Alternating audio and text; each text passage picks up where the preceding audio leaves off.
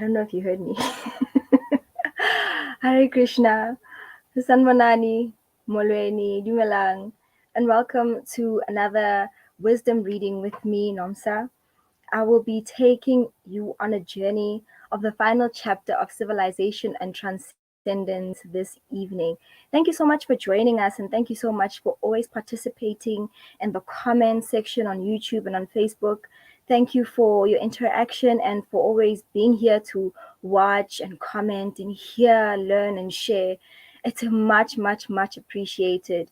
I'd also like to honor and thank our previous readers. Yesterday we had an explosive reading from Kulu Prabhu, a lovely reading from Bongisipu Prabhu on Sunday, and we had Bala Krishna giving us wisdom upon wisdom, philosophy upon philosophy. Wailanda guti philosophy, waihlanganisa with all that we're reading in Civilization and Transcendence on Friday.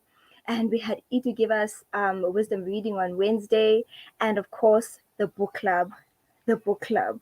Like everyone comes here and talks about the Thursday books at the Basis Book Club. Where are you? You should come and join us. It's really amazing.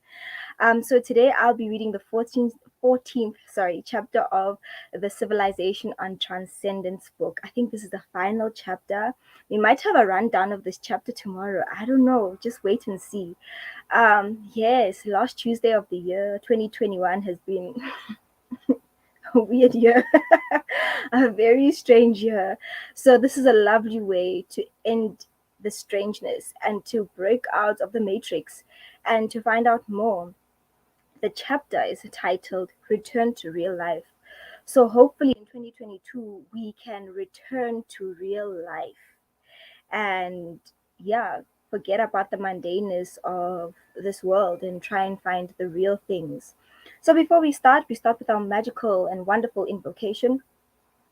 Om Namo Bhagavate Vasudevaya. Om Namo Bhagavate Vasudevaya.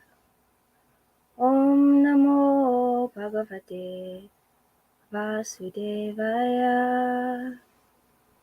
With that out of the way, let us kickstart this book, which is a question and answer between a couple of devotees, mainly Pushta Krishna and Srila Prabhupada, and we're on chapter 14, titled Return to Real Life.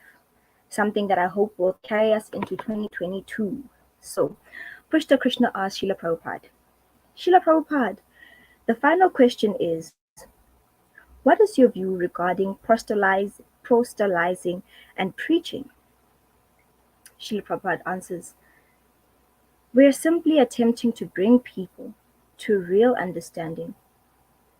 Krishna says, unity are parts, living all, Krishna says, ma ivamsa, jiva bhuta, all living entities are part and parcel of me. He says, sarva yoni shu kutyaniteya aham bija prada. Of all forms of life, I am the seed-giving Father.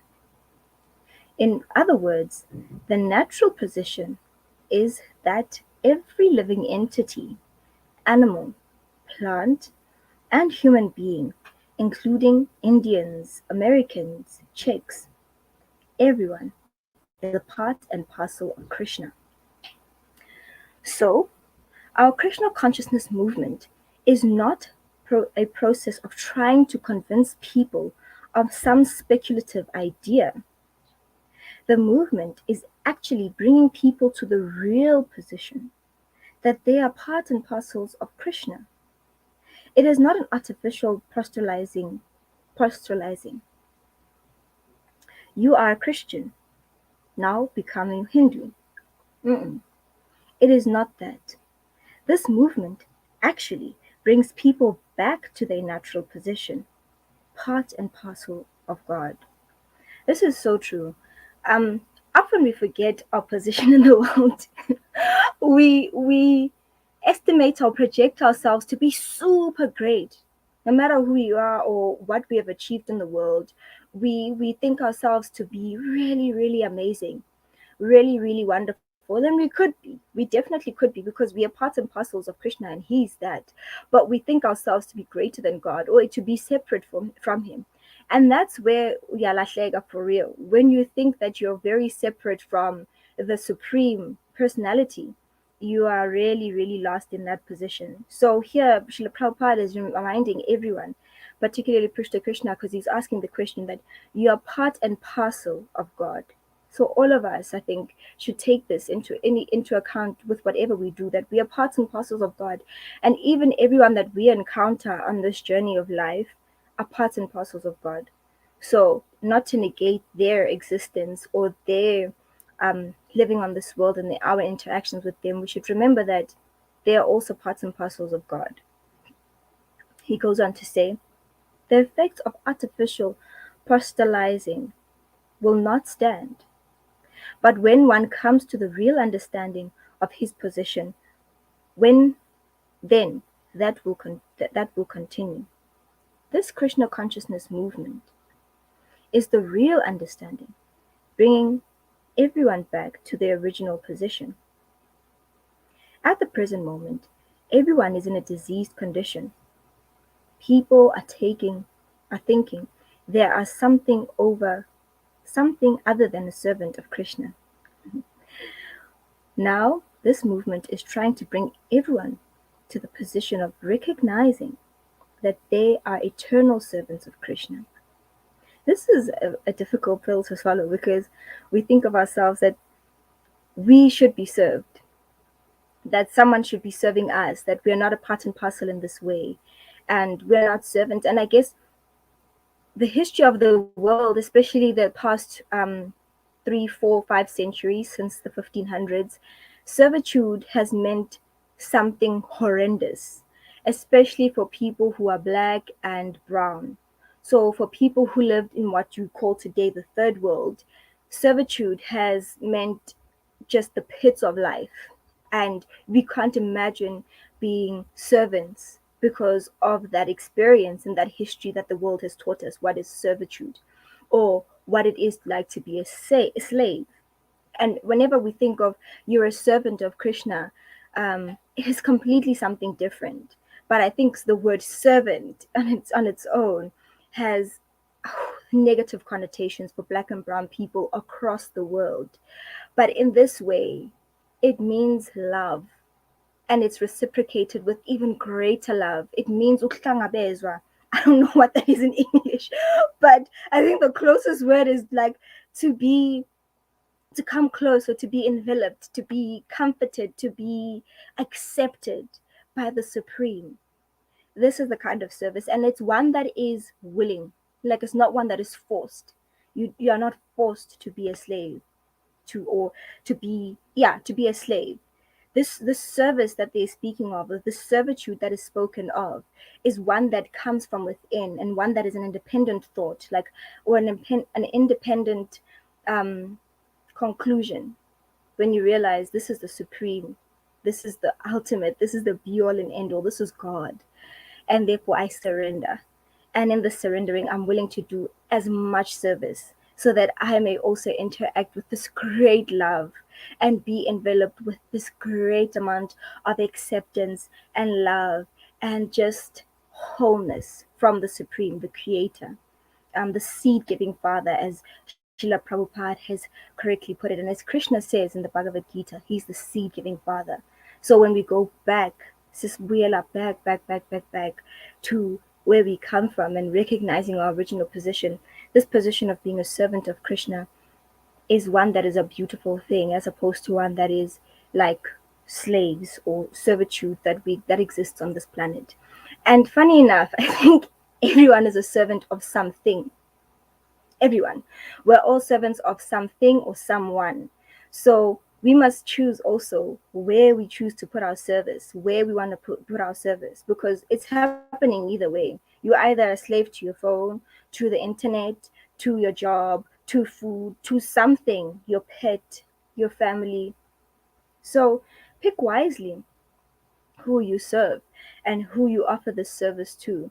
and with where the servitude, that the service propensity, which is natural within every single one of us, goes. So the one that is eternal, I think, is the best place to put it, the best investment.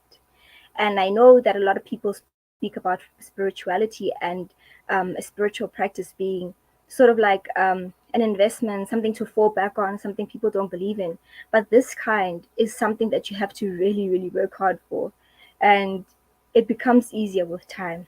But let's go on. Srila Prabhupada continues to say, this movement is not the kind of rubber stamp proselytizing. proselytizing. You are a Christian, now you're a Hindu. After all, if one does not if one does not know what his position is, what benefit will he derive by simply being stamped Hindu? Pushta Krishna continues to ask, no benefit? He'll still be in ignorance of his real spiritual identity. Srila Prabhupada. If you keep someone of the ignorant on the ignorant platform, then what is the benefit of making a Christian or a Hindu or a Muslim into a Hindu? No artificial changing someone into a Hindu will not help. I want to read that again. No, artificially changing someone into a Hindu will not help. One must know the philosophy of life. One must know what God is. One must learn how to love God. That is real life. And that was the title of this chapter, Real Life. So we've come to the end of this lovely, lovely book. And we are left with the words, one must learn how to love God. That is real life. So we've got lots of homework to do, not just in the last couple of days of 2021, but also going into 2022. One must learn how to love God. And then we start living, because as His Divine Grace, Srila Prabhupada has said, that is real life. Loving God is real life. Everyone has loved something. Even the most hard-hearted person loves something, someone. And what greater love than to love God? What greater love is there than to love God? This has been a very beautiful book, a very philosophical book, a very eye-opening book, and I urge you to pick one up and read it. And if you can't get the physical copy, the copies are available on database online. You can just go to database and pick out Civilization and Transcendence. I wonder if we have any questions. This was a very short chapter. We only like 14 minutes into our session and we're done. I'll just share what stood out for me. For me, what stood out is that so often in the world we we've got a question. Blessings. Thank you, Julian. Blessings. Thank you. What stood out for me is that we are constantly searching and we are constantly looking for these labels, and nothing will make you anything just by having the label. I don't know if that makes sense. Like, you can't just like change like the label of Oras and say Fanta. It doesn't work like that. There has to be something, some combination, some process, some this and that, for this orange drink to be transformed from Oros into Fanta. And in the same way, there needs to be a process for one who comes to Krishna consciousness from whatever they were doing before to actually become Krishna conscious. It's easy and it's difficult at the same time. But with association, with the reading of the books, with engaging with all the people and all the material around you, it becomes that much more easier. I know this is a cliche quote, but it is often said that if you want to go far, go as a group. But if you want to go fast, go alone. And I think with this movement, we really, and everyone should be hankering to go far. And yeah, you need to find the people you can hang on to so you can go far and proceed in that manner. so that when you get to the end of this life, you can just open to the spiritual world and get out of this miserable place. I know there are a lot of people who don't believe it's miserable and are still gambling on like, okay, next year will be my year. When this happens, then I'll be happy. Maybe it'll happen, and if it does happen, I need the secrets as well. Just kidding. I think if one becomes very happy in this life and very satisfied, one of the things that can really cement that and solidify that happiness and that satisfaction are these books. Because even when we do find that material happiness, we're so scared that it will be taken away. So here's something that once you know it, will never be taken away from you. So I do urge you in everything that you do, that you incorporate some form of Krishna consciousness, some form of spirituality, and reading of these books and engaging with devotees. I don't know if we have any more questions, comments on Facebook and on YouTube. I will wait for a little bit to see if you have any more questions and comments. Check out the Sunday morning inspiration sessions. This coming Sunday, the 2nd of January, we will have a very special guest. I'm not sure if I'm allowed to say it, but you'll see the posters, a very, very special guest. So tune in on Sunday for that. Like Skalunyaga with like a bomb. So please come through for that this Sunday at 10 a.m. South African time. Also, we have more wisdom readings that'll be happening. We've got the Books of the Basis book club this Thursday. I don't know. Like you this week you have no excuse. Nothing is happening in the world that is more exciting than coming to the Books of the Basis book club. And you have no excuse. Oh, I'll be working. I'll be busy with that. Liar. So come, come, come. It is so much fun. No cap. Like if I'm lying, I'll give you 100 rand. If you come and you don't enjoy yourself, I will buy you a New Year's present. That's what I'll do. So come through, and either way, you'll benefit. Either you'll have a really great time, or I'm buying you a New Year's present. So I don't think we have any more questions because I'm not seeing any pop up, any more comments from any side, from Facebook or YouTube. So I would like to wrap up by saying thank you so much for your continued support on this platform and all the WUSA platforms and programs. It is much, much, much appreciated. This program can't go on without any of you. So I'm really, really grateful to every single one who participates and watches. I'll come back to what I'm saying. I see a comment from Kuluparu. Books are the basis is a must. It is a must. I don't know. You people are missing out. Haribo, Prabhu. Absolutely. Books are the basis is a must. It's amazing. So back to what I was saying. Yes, thank you for the continued support. Absolutely amazing. We've got another comment here. One must know what is God. Absolutely. One must learn how to love God. That is real life. God and religion are rejected widely in popular culture. Why do you think that is? Thank you for the question, Prabhu.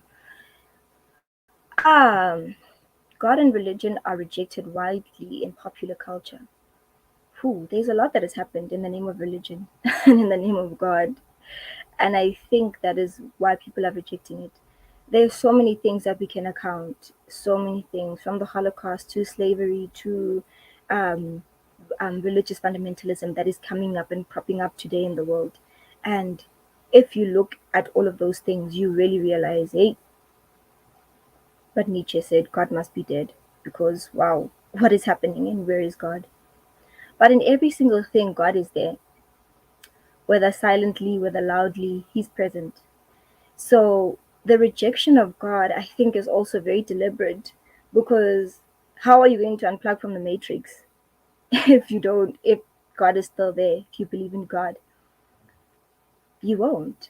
So you need to not believe in God for you to stay within the matrix. Once you unplug from what is going on in the real world, then you realize actually the only refuge I have is a supreme being, a supreme controller. At least that's my own personal realization that I've had. I know other people might have different realizations, but I think that from that perspective, it takes one to kill God to enjoy this life, to enjoy this material life, and to participate in all the heinous things that are happening today, because you have no aunanembeza, like there's nothing that you have to account for. So once one is God, realizes God exists, even just respect for other people, for the planet, and like Srila Prabhupada said, we are part and parcel of Krishna. Then you realize actually we are interconnected. When I hurt this person, I'm hurting myself. When that person feels hurt because of that person, that is an indictment on me. I am also responsible for all of that. So in that way, we create communities.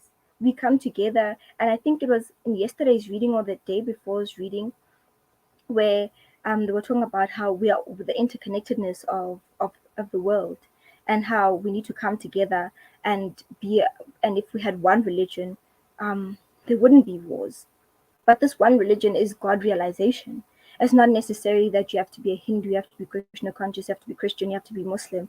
It's God realization. Once you realize the existence of God and that He's a major role player in everything that is happening, then all of these wars and all of this nastiness that is happening in the world will quickly subside, because we are cognizant of the fact that God is watching and He's there in everything. Not like I'm watching you just to be like punishing everyone, but like He's there, He's present within the Paramatma and also as Himself in His original form. So um I think it is just to the why there's a major rejection of religion and spirituality and God in today in the secular world is deliberate, so that people can forget and that people can plug into other things, and that they can make other things their God. Like I said, if you don't serve God, you're serving something else. So why not serve someone else's interest? Those something like that. So if you're not here, someone else will be here and use you as their slave. That's at least that's what I believe. Kula Prabhu, great wrap up, great message about religious culture. What are your best lessons from today's conversation? Haribol. Haribol Prabhu.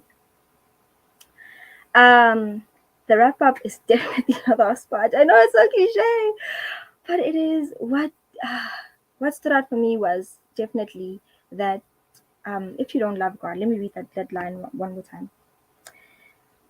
One must know what God is. One must learn how to love God. That is real life. I think for a long time I have misunderstood God, and now I'm learning.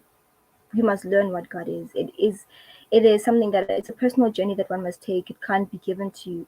There's something like that Mahaprabhu had said, that it can't be given to you. You have to come to it yourself. I'm paraphrasing Kapshun, but something like that. There's a verse like that, that it can't be given to you, that you must go and find it.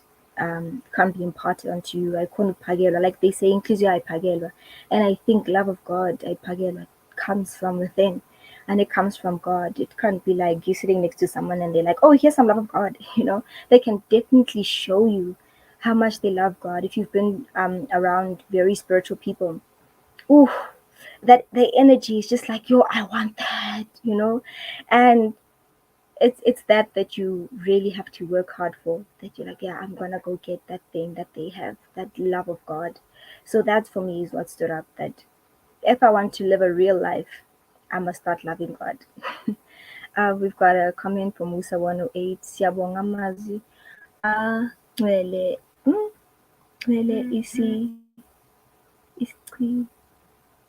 iqiniso. Amazwi agcwele iqiniso. Woo, my reading of Zulu. Wow. Siyabonga Musa 108. How embarrassing. Colonization. Oh gosh, thank you so much. Yeah, that is a wrap from me. Happy 2021. Happy 2022 to come. And let me read this last comment to question. Came across a post requesting that there are to be no religions or religious talks in the metaverse. Wouldn't that be the perfect hell? Buffering. Metaverses and that thing that is happening with Mark Zuckerberg and the rest, like how that whole thing is working out. No talks of religious. That is a perfect towel. 100%. Um, why would you not want to talk about religion? Or at least if you want to eliminate religion, why wouldn't you want to talk about God? Yeah, it's a perfect tell. They're creating situations wherein people are going to be incredibly miserable, and we're already seeing it. The people are waking up to realize that actually God does exist, and He is in every single thing, every single corner He's watching. There's a gospel song called Umizimozile. He's surrounding me. Um, I don't know who the group is, but I think it's led by Kaya, the guy who won Idols. Don't know his surname. But the lyrics of that song really encapsulate God's fullness, His omnipresence, His omnipotence. And yet, in all our readings, we are realizing that in so many places, God is just presenting as a human, you know. He's fully spiritual, but presenting like a human. People are seeing Him as their friend, as a child. Um, and He's there, He's present, He's accounting for all of these things. But He's also in the hearts even of the demons and is able to see, oh, this is what this demon is doing. I'll counteract it by this. I'll protect my devotees like this. I will do this like that. So, if you have such a figure, a seed giving father who's present everywhere, and you want to disassociate with that, you are like susceptible to being infiltrated by all sorts of harm and people who don't mean well in the world. So, it's not to scare anyone, it's just to say, do it for yourself. There's a new year coming out. Try and find out what the perfect world would be like, or what real life really looks like with God consciousness, and try and escape from this perfect hell. I don't know. I don't even know if I answered the question. It seems like one that just went right over my head. But yes, thank you, Prabhu, for the question. Oh, it goes on. Do you think you can have a spirituality without religion, or vice versa, and why? Controversial. My answer is going to be controversial. I think it's possible. I do think it's possible. However, I think in the chapter 3 or 4 that we read that the two are interconnected.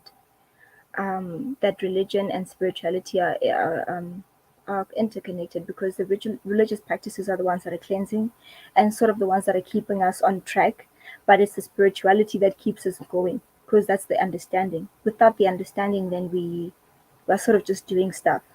And I think that that's where a lot of religions are at right now, that they don't have the philosophy. So you're sort of just like just doing. And in that way, there's no winning. But when you come to the point of philosophy and the practice of doing certain things that are accompanying the philosophy, then you're moving forward. I do believe that the philosophy sometimes is way more important than the religious stuff, because the religious stuff can be misused. But we've read here, and Srila Prabhupada has given us examples of ontology and philosophy. And I forgot the Vedic names, and I don't want to mispronounce them, but the two are interconnected so much that even when you're reading the Bhagavad Gita and the Srimad Bhagavatam, or Nectar of Instruction and Nectar of Devotion, you see how religion and spirituality are very much interconnected, especially the practices that come from religion. But the philosophy that comes with spirituality is what like really propels whatever you're doing and gives it meaning and makes it more meaningful. So that's my answer, because I'm gonna say something and then it's gonna not look good. So let's just leave it at there. That we've already heard Srila Prabhupada give us really, really great examples of that, and Pushta Krishna does ask that question. I think it's in the 3rd or 4th chapter of this book. So when we go back to it, in the rundown of this book, I think tomorrow or the day thereafter, we'll talk about it. Anyway, it's 30 minutes into the session. Thank you so much for joining us. Thank you for your continued support. Please continue to support WUSA 108 next year. in 2022, sorry, there'll be so many amazing programs and activities and more participation from you. We are absolutely grateful for your continued support.